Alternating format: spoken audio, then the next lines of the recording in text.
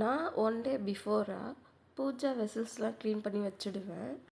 Friday மங்களகரமாக start ஆயிடுச்சுங்க. இந்த டே மங்களகரமாக வாசலில் கோலம் வச்சாச்சு, பொட்டு மஞ்சள்லாம் வாசலுக்கு வச்சாச்சு, நிலவாசலுக்கும் பூ பொட்டு மஞ்சள் எலும்பிச்சை பழம்லாம் சைடில் அறுத்து வச்சாச்சு.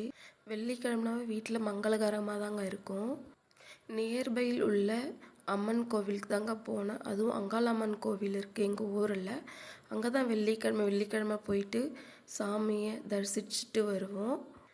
கோவிலில் விநாயகர் இருந்தார். முதல் கடவுள் விநாயகர் இல்லையா, அவர்கிட்ட போயிட்டு ஒரு அட்டண்டன்ஸ் போட்டுட்டு நேராக முனீஸ்வரன் சாமிக்கிட்ட வந்தோம். வந்து அங்கே என்னோடய பிரார்த்தனை சொல்லிவிட்டு கொஞ்ச நேரம் கோவில் வாசலில் உட்காந்துட்டு அம்மன் வழிபாடெலாம் செஞ்சுட்டு வந்தோம்.